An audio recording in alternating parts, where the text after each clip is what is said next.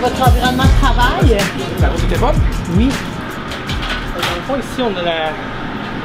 C'est une cuisse de canard qui est confite, puis on la fait fumer au bois d'érable.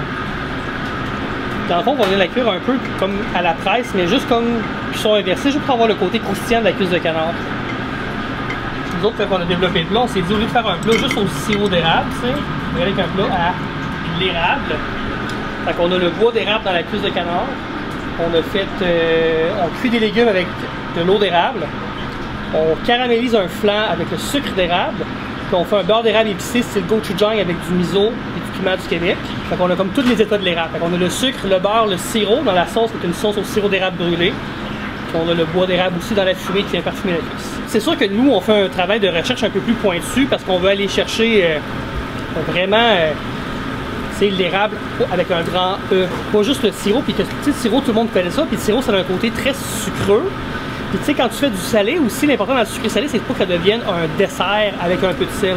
Fait qu'on veut vraiment aller chercher des trucs qui vont venir goûter l'érable, parfumer à l'érable, mais qui n'auront pas nécessairement de la sucrosité au plat pour qu'on reste dans un plat salé. Pour rester dans la tradition québécoise, on fait une espèce de frite de polenta. Mais comme on utilise la farine de pois jaune comme liant, c'est pas vraiment une polenta, c'est plus une panisse niçoise. Farine de pois jaune, fer au lard au sirop d'érable, on fait une purée, on cuit ça, puis on va faire ça en triturer comme une petite croquette, c'est là que notre gochujang va venir assaisonner. Je suis vraiment impressionnée par ton travail de recherche, et à quel point tu amènes des dimensions de saveur dans ton plat. Tout ce qu'on développe, c'est vraiment en partant des ingrédients du Québec, puis après ça, on regarde les ingrédients, puis comment on peut les amener. Tu sais, moi, avec l'aide des producteurs, comme là, le gochujang, ben, en tout cas, avec juste des ingrédients québécois, c'est ce qui se rapproche le plus, parce que mon producteur de piment, cette année, m'a fait des vrais gochugaru. Fait qu'on a vraiment le côté piquant du gochugaru, du piment coréen, qui vient vraiment relever le gochujang qu'on fait. On le fait fermenter avec du miso masawipi. Fait que, on a le côté umami, le côté fermenté, le côté un peu funky du gochujang. Puis on vient le sucré, parce que normalement le gochujang, c'est sucré soit avec du sirop de riz ou du sirop de maïs, aussi au sirop de riz. Là. Sirop de riz, ou sinon ils prennent du sirop de prune, aussi de pruneau. Là. En tout cas, puis nous, on a... Les traditionnels, très traditionnels font ça. Mais nous autres, plutôt que de mettre du sirop de riz, tu sais, qu'on ne produit pas, on prend du beurre d'érable tout simplement. Et ça vient chercher le côté sucré. C'est comme une frite en fait, mais c'est vraiment à base de fèves au lard, qui est vraiment un classique québécois. Là. Puis on est lié avec la farine de pois jaune des Périlleurs à Saint-Jean-Port-Joli. On remplace un peu dans le même type qu'un falafel, dans le même type qu'un panis, dans le même type qu'une frite de polenta. L'élément liant, ça va être la farine de pois jaune. Nous, on vient féculer très légèrement, juste pour avoir une croûte un peu plus prononcée, plus croustillant. Parce que la fécule en friture, ça donne vraiment une belle texture. On a sorti un peu de fleur de sel. Ça mélange ici. Poivre des dunes, piment d'Escolette, ben piment Goria, faut dire maintenant. Puis Méric Baumier. Donc on doit dire piment Goria, même si c'est la même variété de piment, on ne produit pas en ville d'Escolette, on a un piment québécois, donc on dit piment Goria maintenant. Par contre, là, la super caramélisation, super croustillant. À côté, en parallèle, on vient chauffer notre sauce. Fait que là-dedans, il y a beaucoup de trucs, là. Et on vient vraiment se faire une base de jus de volaille, jus brun, avec fond brun de volaille et fond brun de veau. On part sur une base d'échalote, des glaces au vin blanc, on flambe au whisky québécois. Puis en parallèle, on vient vraiment faire cuire du sirop d'érable, presque brûlé, là, super foncé. On rajoute ça dans la sauce, réduction, on monte avec un tout petit peu de beurre. Ça va vraiment chercher un côté sucré, sirop d'érable, en mettant un côté vraiment amer, un peu comme une bière. C'est la version finale du daikon. Fait que dans le fond, le daikon qu'on avait ici en lactofermentation, une fois que c'est lactofermenté, on va le cuire complètement, on va mixer avec des œufs de la crème, puis on fait un flan classique. On aime ça, les petits clins d'œil aux techniques classiques françaises. Moi, le flan, ça me fait beaucoup penser à la crème brûlée. Fait que là, on va le chauffer, puis quand il va être tiède chaud, on va venir juste le passer au sucre d'érable, puis brûler à la torche pour aller chercher un côté croustillant aussi du sucre. Ici, on a une gelée de navets, du tabaga. Ils sont crus, puis on va vraiment les cuire glacés, comme classique. Beurre. Sincèrement, tu le juliennes, tu le fais cuire avec ton gras de canard, du beurre. Un petit peu de beurre parce qu'on peut venir avoir le côté petit lait qui va venir glacer. Ouais. Là, nous, on déglace avec de l'eau d'érable.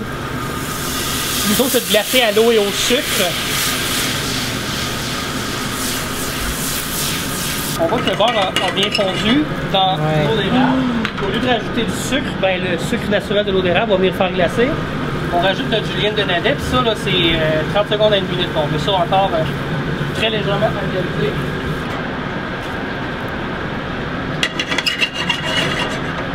C'est pas mal prêt à dresser, je dirais. Céramique de Beauce. On fait les brocantes, puis on fait les marchés, puis aussi les gens qui s'en débarrassent. On essaie de cuisiner le plus possible local. Et ça s'étend aussi à nos assiettes. Ça, c'est donner une seconde vie, puis c'est des trucs souvent qui dorment dans les placards des gens, dans les armoires. Nous, on s'en sert. Fait qu'on s'est dit, il faut faire un plat Beauceron avec plus d'ingrédients Beauceron dans la vaisselle Beauceron. Donc, on va venir ici pour dresser.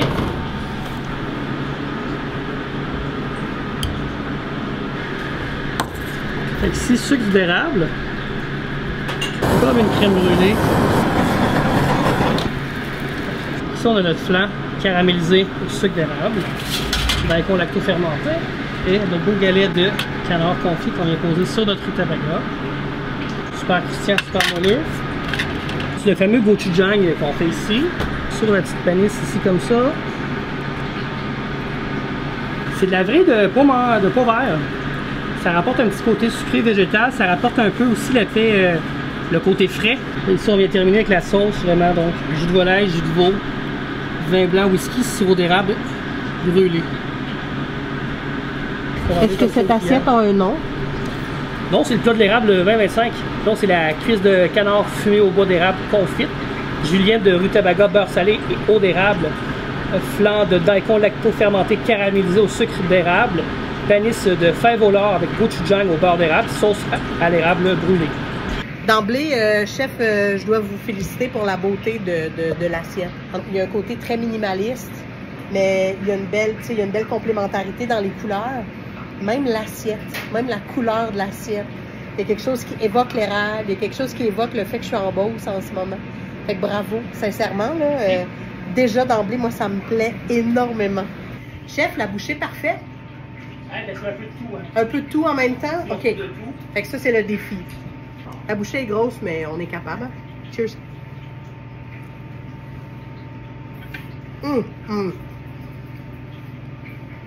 Oh, la sauce. Oh, la sauce! Chef, la sauce! Qui est le producteur du canard? C'est Hudson Valley. Oh, c'est bon! Canard Là. Hudson Valley à Saint-Louis-de-Gonzague, à côté de Salaberry de Dallas. Il est vraiment bon. Ouais, il est bon. Il y a quelque chose de charnu dans le canard que j'apprécie. C'est ma viande préférée. Fait que déjà, en partant, vous venez me chercher par les sentiments. Le petit côté rutabaga, avec la sauce, je le goûte un peu moins en ce moment, mais j'imagine que j'en ai juste pas mis assez dans ma bouchée.